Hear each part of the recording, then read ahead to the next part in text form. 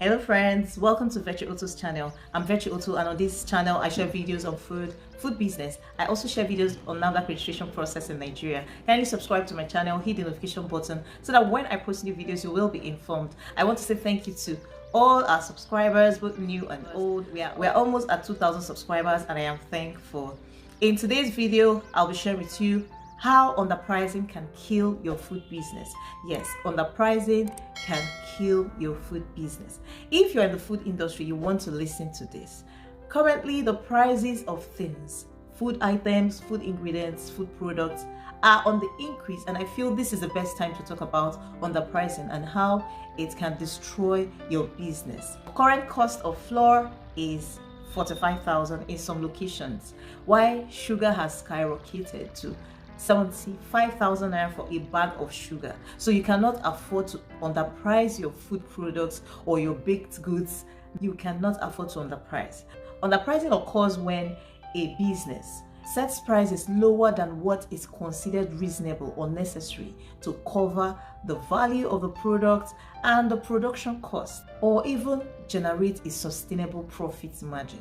So when you're underpricing your products, you are pricing your products lower than the value of those products and services in such a manner that you are not even able to cover your production costs or even make profit from your products. While it may seem like a strategy to sell more products or attract more customers to your business, underpricing can have a detrimental effect on the long-term success of your business. At the first glance, underpricing looks like a quick way to increase your sales. However, this approach fails to consider the broader implications of profitability, brand reputation, and industry dynamics. By consistently underpricing your products, your food business will most likely devalue the offerings, your products, your services.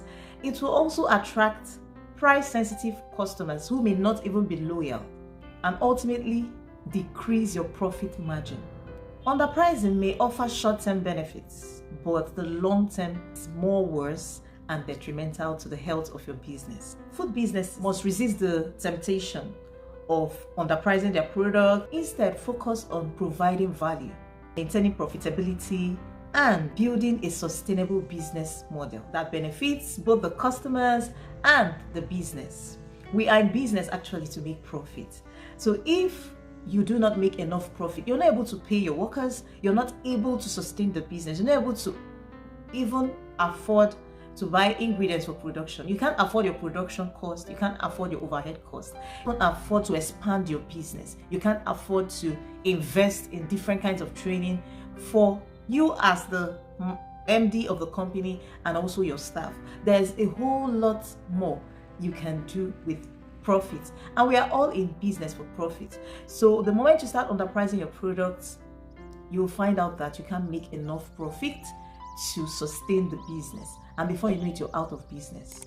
One of the reasons why food business owners underprice their products is lack of confidence. Some business owners don't even have confidence in the value of their products, in the value of their offerings, in the value of their services. If you don't believe in your products, how will a customer believe in your product? You don't even know the value of your product or your services. Because if you know and believe in the value of your products, your offerings, you'll find out that you'll price your products better. Pricing is power. Pricing is value. Most times you'll agree with me that if you visit a restaurant or you go to a bakery and they tell you that this cake is worth 20,000 naira and it has a whole lot of value, it has this, it has that, and there's also a cheaper cake with poor quality, which one would you go for? Most likely you would want to go for the one of 20,000 naira. Probably you would want to negotiate a cheaper price for that valuable product. That's the way it is. Do not be the brand that is known for having cheap offerings. It's better you charge premium prices and give customers a better experience, better packaging, a better product, than to be that brand that is known for offering cheap products. And the truth is, when you decide to increase your product prices customers will struggle to pay, especially when they are already used to your cheap prices. Here are some factors that can contribute to underpricing. Number one is competition. Now, because of the competition in the market, maybe because this baker sells her cake, I would always use the baking industry because that's what I do basically. So if let's say this particular baker sells her cake for 10,000 naira, another baker sells the same cake for 12,000 naira, another decides to sell for 15,000 naira. Now, there are several factors that affect pricing, okay, and that's why the registration is currently on for my online course, the Ultimate Food Costing and Pricing online course. Registration is on, and the link to registration is in the description box and will also be in the comment section. In this online course, I'll be taking you through the mindset hacks, mindset transformation, the negative belief systems that most food businesses have that is actually limiting their sales and hindering them from making adequate profit or even pricing their product accurately. You will also be learning how to calculate the cost of your ingredients, actual calculation of your ingredients, and how to set optimal prices for your food products. We'll be learning a lot, and we'll also have a practical section where you will be able to calculate the individual cost for your products. It's going to be an amazing experience and you don't want to miss it. Join the food costing and pricing masterclass and you will definitely learn a whole lot. Like I was saying, competition. A lot of food business owners underprice their products because of competition. Of course, when pricing your products, one of the factors to consider is competition or the competitor's price, but that is not the main factor to consider. The main factor to consider is the cost at which you are producing, the cost of your labor, the cost, the direct and indirect cost. These are the costs that you have to consider first, because the fact that baker A is selling a particular cake at 10,000 naira does not mean you should sell that cake at 10,000 naira, especially if it does not cover your cost. Remember that baker A might be related to Dangote and might be getting flour at a cheap price or at a cheaper price. Baker A might even be buying in bulk and therefore negotiate better prices. But you're just starting out and you're deciding to sell at or underprice your product at 10,000 naira. Why not think of what you can add to that product to increase the value in the sight of the customer so that customers are even willing to pay you 15,000 naira. You may consider adding a pack of cookies. You may just to cover your cost. So if the cost, you check your cost and you decide to price that cake at 12,000 naira, you may even decide to add other little things that will increase the value of that cake product, thereby making customers to even pay you 15,000 naira for it instead of selling at just 10,000 naira and shooting yourself on the leg. And before you know it, you're out of business. Please do not underprice your cakes just because of competition. There are several other factors that comes into play when pricing your food factors that makes some food business owners underprice their product is cost miscalculation. In other words, inaccurate food costing of your ingredients, of your labor costs, of all the costs that are involved in the production of that particular cake. Do you know that in costing, you have to consider the indirect costs, such as the electricity bill, the rent, and all that? There's a percentage of those costs, even your labor cost, that should be added to your products. So if you miscalculate, you'll find out that baker A might actually be selling from the house, and you, baker B, you have a shop space. You're paying for diesel for running the space, you are paying staff, you'll find out that your cost most likely might be higher than someone that is baking from the home. But that doesn't mean that you won't sell. Your customers that love value, that love the quality of your offerings will still buy. Everybody has their target audience, okay? So you should know your target audience and know the message and know the kind of packaging they love. For instance, if you're targeting luxury clients, then you would know that you have to put in a whole lot into your branding, into your packaging, into your messaging, into the quality of your offering a whole lot. When it comes to pricing, there are so many factors to consider. The next factor that makes food businesses to underprice is the desire to make quick sales.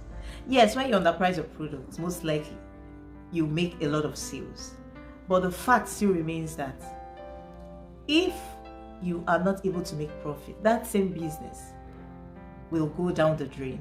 It's important that in your desire to make quick sales, you also consider the future of your business. Most times, when your prices are cheap, customers would actually not have value for your products. There are some customers that will never buy from you because they feel if this cake is so cheap this way, maybe they are using poor quality products or poor quality ingredients to make this food product. It could be cake, it could be a baked good, it could be any food product. Some customers will never buy from you. Businesses looking to make quick sales may resort to underpricing. This is a short-term strategy and will kill the long-term success of your business. So make sure you're pricing right.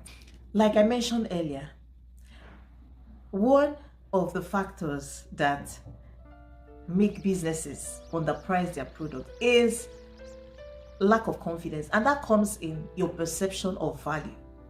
So businesses may undervalue their products due to lack of confidence in their offerings, even a misunderstanding of their true worth, leading them to set lower prices than their actual value. Believe in your products, work on the quality and packaging of your products and also the service delivery of your products. Believe in your products and set the actual prices for your products. I need you to understand that customers will still buy. There are customers that will buy from you. A lot of customers will buy from you. I'd rather buy a product that is valuable than to buy a cheap product. Most customers are now a lot more health conscious and they want to know what is going into the product that you're giving to them. So if you are giving them a very cheap price compared to most times, most customers won't even buy from you. And as a business, you don't want to attract customers who value quantity over quality. Always believe in your product and believe that customers that value quality will come to you and they'll come and buy from you. So now I'll be sharing with you the disadvantages of underpricing. I've already mentioned some of them while discussing, but I just want to point them out. Of course, if you underprice your products, you won't make enough profit and you cannot be able to sustain your business. When you underprice, you kill the growth potential of your business. Always have that in mind. And if you're going to build a sustainable business, then you should price accurately. Another disadvantage of underpricing is perception of low quality. Customers may associate underpriced products or low prices of your products to inferior quality, and that's what it is. Quality cakes cannot be cheap. Quality baked goods cannot be cheap. Quality food products cannot be cheap. And reputation, and even you can lose credibility in the sight of your customers. Customers will not trust you. They will just believe that your brand is using inferior quality of ingredients and of course producing inferior products, because the quality of ingredients you use will definitely impact on the final product. Number 3 disadvantage is inability to cover costs.